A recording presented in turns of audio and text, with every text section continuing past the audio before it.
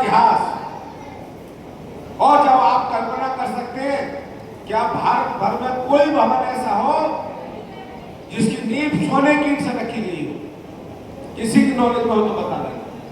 आप उस समाज के लोग हैं, लेकिन आपको इसका गौरव गुमान है ही नहीं, क्योंकि आपको इतिहास पढ़ा ही नहीं गया।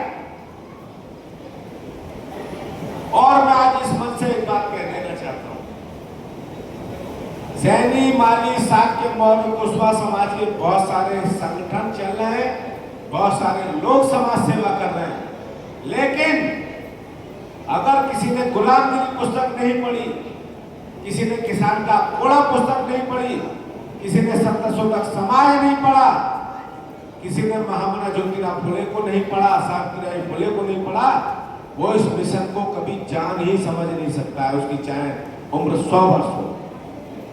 मिशन से जुड़ने के लिए आपको उसकी आधारभूत चीजें पढ़नी चाहिए। और जैसे गुलामगिरी ग्रंथ है, उसकी पावर, ताकत देखिए क्या है। भारत रत्न डॉक्टर भीमराव अंबेडकर ने उस ग्रंथ को पढ़ा और उस ग्रंथ को पढ़ने के बाद महामना ज्योतिराव फुले को अपना गुरु माना और अपना सामाजिक आंदोलन शुरू हुआ। कहां पहुंचे? कैलिफोर्निया में। उसको कह रहे हैं ये हमारा क्या है, प्रकाश स्तंभ है। लाइट कहां से ली? आपके समाज से, आपके परिवार से समाज ली। किसने? डॉक्टर भीमराव अम्बेडकर ने। और ये देखिए बड़ा आश्चर्यजनक है, उन्होंने कभी फुले साहब के आमने सामने से दर्शन भी नहीं किए।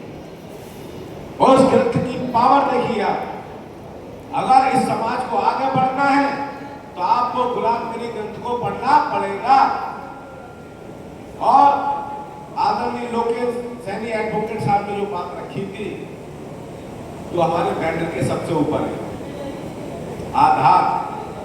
आपको बैठने की जगह चाहिए। आज राष्ट्रीय स्वयंसेवक संघ की ओर हमें नजर डालनी पड़ेगी। उसमें 3 आधार स्तंभ हैं, उसके बाद 5000 हॉल टाइमर्स हैं, 5000 अविवाहित लोग हैं, जो इसकी सबसे बड़ी पावर है, सबसे बड़ी शक्ति है, सबसे बड़ी ताकत है उनकी। दूसरा, उसके पास 5000 से अधिक कार्यालय है और उसके पास कुछ संचित निधि भी है। यह किसी संगठन की शक्ति हुआ करती है। वो संगठन 100 साल चला, आज तक आपने कोई झगड़ा नहीं सुना होगा कि आरएसएस के कार्यालय पर